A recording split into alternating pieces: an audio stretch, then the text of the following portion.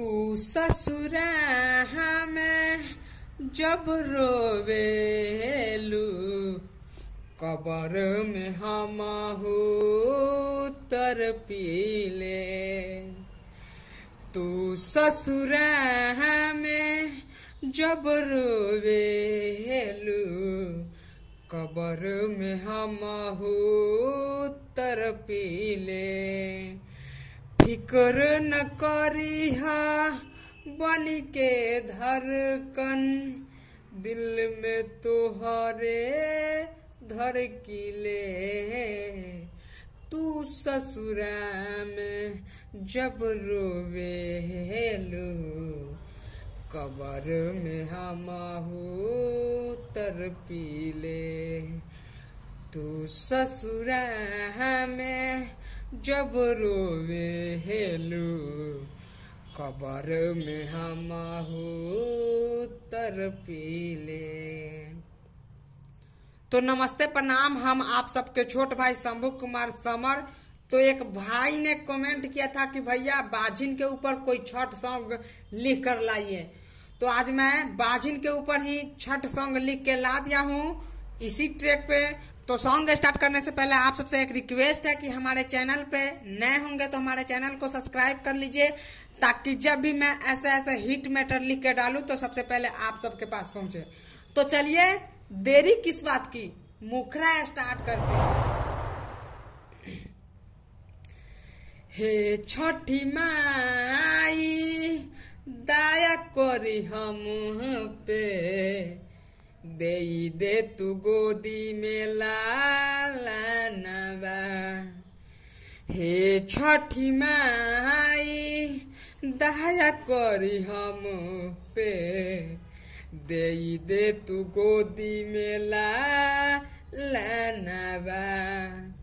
हंसत सभे ताना मारे दुनिया, हंसत सभे ताना मारे दुनिया, पूरा इहे कदिया रामनवा। हे छठी माई दया करी हम पे, दे तू गोदी में लालनवा। हे छठी माई दया करी हम पे, दे तू गोदी में लालनवा। तो दोस्तों इसका मुखरा कैसा लगा आप लोग कमेंट करके जरूर बताइएगा। तो चलिए अंतरा स्टार्ट करते हैं। सास ननदिया बोले न हमसे, गोतनी भइल बा कठोरवा। शरण में रउरे आइल बानी, सुन लेती हमारो पुकारवा। कोहेल बाजिन हरदम हमके, कोहेल बाजिन हरदम हमके, छोड़ी जैती अपन भावनवा। हे छठी माई दया करी हम पे, दे तू गोदी में लालनवा। हे छठी माई दया करी हम पे, दे तू गोदी में लालनवा। तो दोस्तों इसका अंतरा कैसा लगा आप लोग कमेंट करके बताइएगा, और वीडियो अच्छा लगे तो वीडियो को लाइक कर दीजिएगा।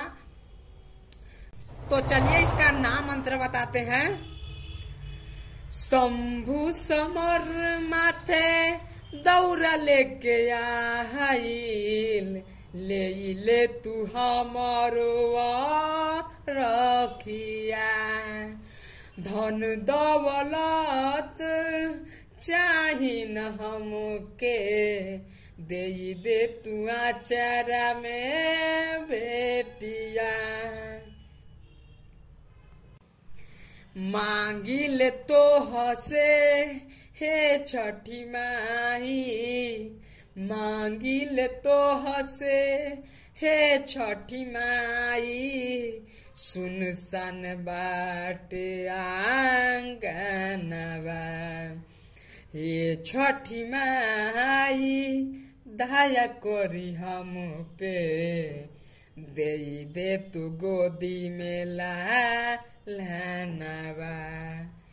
हे छठी माई दया करी हम पे, दे तू गोदी में लालनवा। तो दोस्तों हमारा वीडियो कैसा लगा आप लोग कमेंट करके जरूर बताइएगा, और वीडियो अच्छा लगे तो वीडियो को लाइक कमेंट शेयर कर दीजिएगा। तो कल सुबह फिर से मिलते हैं किसी नेक्स्ट वीडियो में, तब तक के लिए जय छठी माई।